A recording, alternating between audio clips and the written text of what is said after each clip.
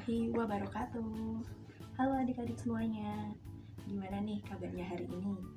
Semoga kalian tetap sehat, semangat, dan juga bahagia ya. Oke, pada pertemuan kita kali ini, kita akan belajar bersama tentang materi IPA kelas 4, yaitu mengenai sifat-sifat bunyi. Yuk kita mulai belajar bersamanya. Tapi sebelum kita mulai belajar bersamanya, dapatkah adik-adik semua mendengar suara kakak atau suara musik yang ada di dalam video ini? Bagus. Lalu, tahukah kamu mengapa kalian dapat mendengar suara kakak dan juga musik pada video kali ini?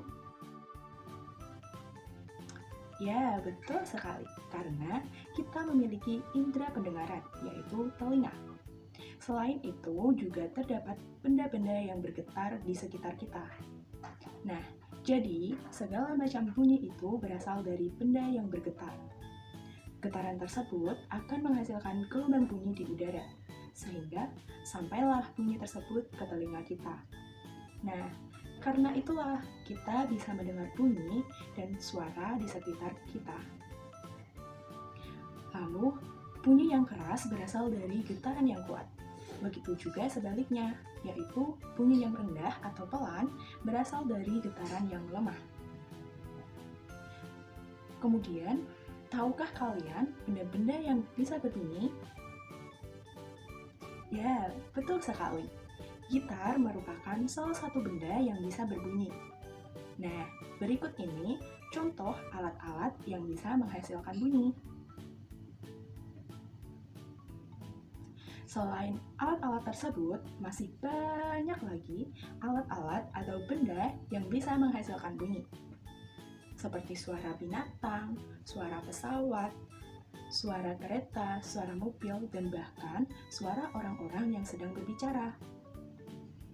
Lalu, dapat disimpulkan bahwa semua benda yang bisa berbunyi atau menghasilkan bunyi disebut sebagai sumber bunyi. Nah, tahukah kalian bahwa bunyi itu memiliki beberapa sifat?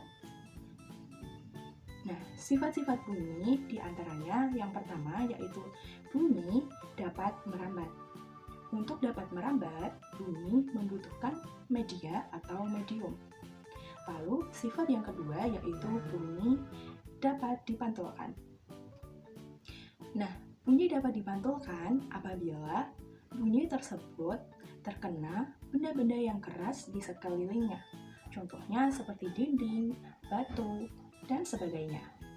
Bunyi dapat merambat melalui berbagai media atau medium, yaitu yang pertama, benda padat, yang kedua, benda cair, dan yang ketiga, benda gas atau yang biasa kita sebut dengan udara. Nah, tetapi bunyi tidak dapat merambat di ruang hampa, karena bunyi dalam merambat memerlukan media atau medium.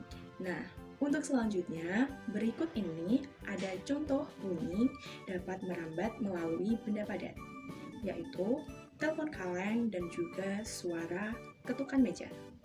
Oke, sekarang tahukah kalian contoh lain dari bunyi dapat merambat melalui benda padat? Belum ya?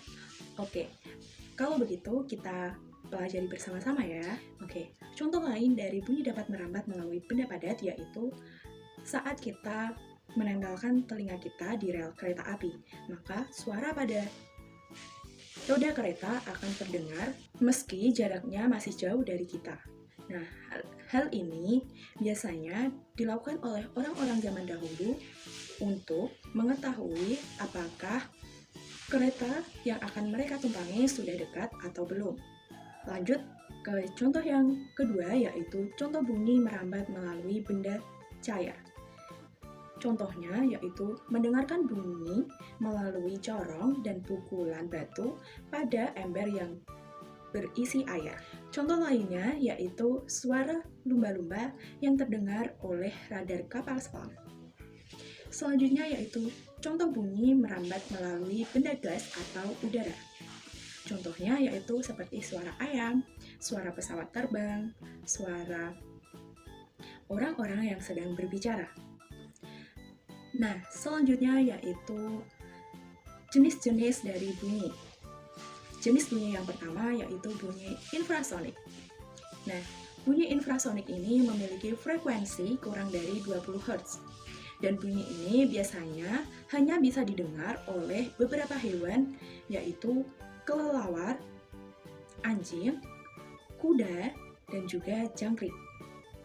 Nah, selanjutnya jenis bunyi yang kedua yaitu bunyi audiosonik. Bunyi ini memiliki frekuensi antara 20 hingga 20.000 Hz. Bunyi inilah yang hanya bisa didengar oleh kita manusia. Lalu, jenis bunyi yang ketiga yaitu bunyi ultrasonik. Bunyi ini memiliki frekuensi lebih dari 20.000 Hz. Dan bunyi ini biasanya hanya bisa didengar oleh hewan atau makhluk yang memiliki kemampuan mendengar suara yang sangat keras. Salah satunya yaitu lumba-lumba. Selanjutnya yaitu mengenai sifat bunyi yang kedua, yaitu bunyi dapat dipantulkan. Bunyi dapat memantul jika mengenai benda-benda keras di sekitarnya. Bunyi pantul ternyata memiliki beberapa jenis loh, yaitu yang pertama ada gema. Gema adalah bunyi pantul yang terdengar setelah bunyi asli. Kemudian jenis yang kedua yaitu gaung. Gaung adalah bunyi pantul yang terdengar bersamaan dengan bunyi asli. Bunyi yang menggema dan juga menggaung akan sangat sulit untuk kita dengar. Nah, oleh karena itu, untuk mengurangi gema dan gaung di bioskop ataupun di studio perekaman, biasanya sering diberi benda penyerap bunyi atau benda-benda yang lunak. Misalnya, ada karpet, busa, dan juga gabus. Nah, jadi itu tadi pembahasan kita mengenai sifat-sifat bunyi dan juga jenis-jenis bunyi. Nah, sekarang kalian sudah tahu kan apa saja sih sifat-sifat bunyi dan juga jenis-jenis bunyi itu? Sekian itu tadi pembelajaran kita pada hari ini. Kakak harap adik-adik semua dapat memahami apa yang sudah kalian pelajari pada pagi hari ini. Dan jangan lupa untuk tetap jaga kebersihan, jaga kesehatan, dan juga semangat untuk terus belajar. Sampai jumpa lagi. Wassalamualaikum warahmatullahi wabarakatuh.